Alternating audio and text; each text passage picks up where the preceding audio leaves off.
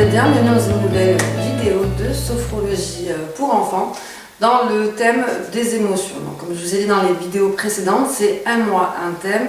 Ce mois-ci, on travaille les émotions et la joie et la peur. Donc là, je vais vous donner deux exercices de sophrologie que j'utilise moi dans mon quotidien de maman aussi, mais aussi avec mes petits patients en clientèle.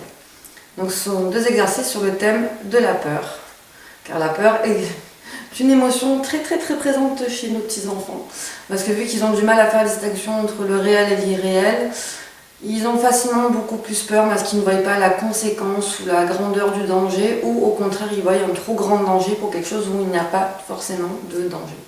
Donc la peur chez les enfants est forcément très présente, et encore plus pour des enfants porteurs de handicap invisible. Moi je le vois avec mon aîné qui a beaucoup de phobies, donc j'ai pu démanteler grâce à la sophrologie et à l'hypnose.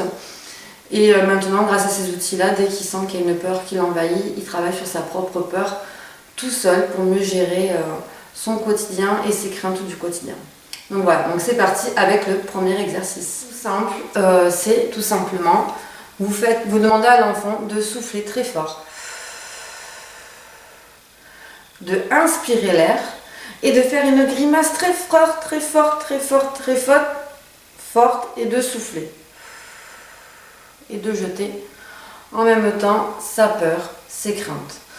Le fait de crisper le corps va accumuler toutes les tensions qu'on peut recevoir dues à du stress, à de l'anxiété, à de la peur. De faire la grimace, pour eux, c'est plus simple que de dire de refaire une rétention d'air et de se crisper tout le corps. La grimace est beaucoup plus ludique et rigolote pour eux. Et quand ils expirent, d'expirer toute leur peur au sol, où ils veulent. La façon dont eux, ils peuvent l'imager ou veulent l'imager. Donc on le refait. On souffle.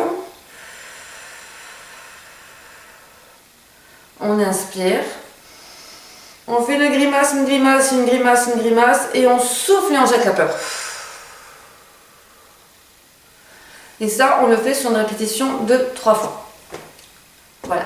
Donc ça, c'était pour le premier exercice. Beaucoup plus grand, parce qu'on va demander d'imaginer, de rentrer dans son imaginaire et de visualiser.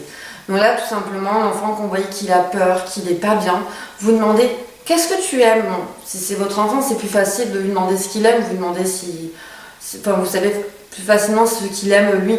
Donc par exemple, si votre enfant il aime jouer au ballon dehors, manger des bonbons, manger une glace, voilà, ou vous lui posez la question ce qu'il aimerait faire à la place de la peur qu'il a à ce moment-là, ou vous le dites pour lui, et vous lui demandez d'imaginer tout simplement, de fermer les yeux ou de garder les yeux ouverts s'il a trop peur, et d'imaginer les sensations dans son corps de bien-être quand il mange une glace, quand il joue au foot avec ses copains, quand il fait un câlin à maman, de ressentir les sensations qu'il peut ressentir à ce moment-là de bien-être et non de stress et d'angoisse pour lui.